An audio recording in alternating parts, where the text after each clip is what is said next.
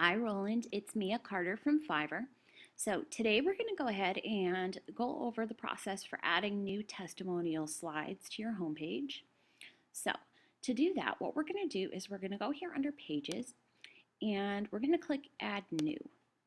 Now we're not actually going to add a new page, but the new page area is the best way to access the rotator management area. You can't do that through the widget area, unfortunately. So what you're going to do is once you're on the new page, you're going to go right here to this little blue button and you're going to click Add Easy Rotator to this post. So we're just going to click that.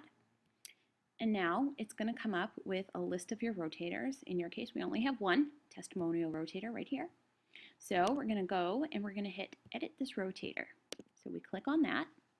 And it's going to open up a new screen where you're going to be able to add and manage the rotators. So this is, this should disappear in 1 second. Okay, so now we're in the main area where you manage it. So to add images, what you're going to do is you're going to hit this little button right here. It says you can add a video or you can add photos. So in your case, we would want to add photos, so we would click that. And what you do is you can go through and pick, you can pick the folder and the area from your website, or not your website, your computer. So here, we could go on, the desktop and pick out, different images that you wanted to add. And so what you do is once you have the images, you just select them and then you hit Add Photos. And that's the process for that, and they'll show up right here. If you wanted to edit anything in terms of the settings, you can do that through this area as well. General settings is where you can randomize them if you'd like, and if you don't want them to go in a specific order, so you could select that. Autoplay is on, and the delay says how long each slide is displayed for. So if you wanted to change that, make them go faster or slower, you could do that right here. And audio, if you go to the Pro version, you can add music or whatnot, but I don't think you really want to do that. So when you're done, what you do is you're just going to go down here and hit Save and Exit. So we would do that.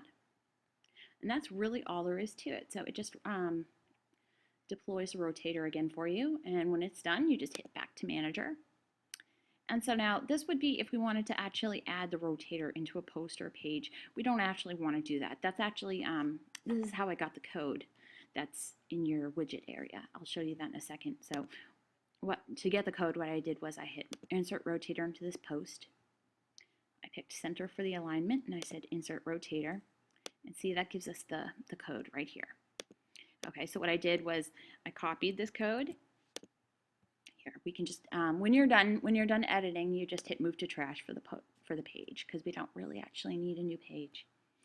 So okay, there we go. So what I did was I took that code and go over to Widgets,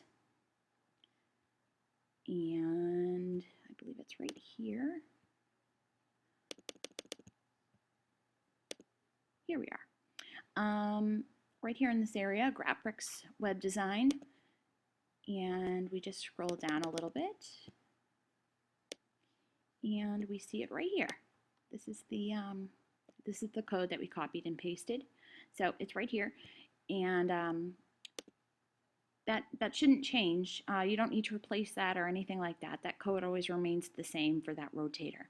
But if you wanted to change the rotator entirely, make a new one, that's where you would replace it. So like I said, we don't need to make any changes to this right here today. Like I said, it's the whole process for adding images is just done through that little interface that we just went through. But this is where the rotator coding is located.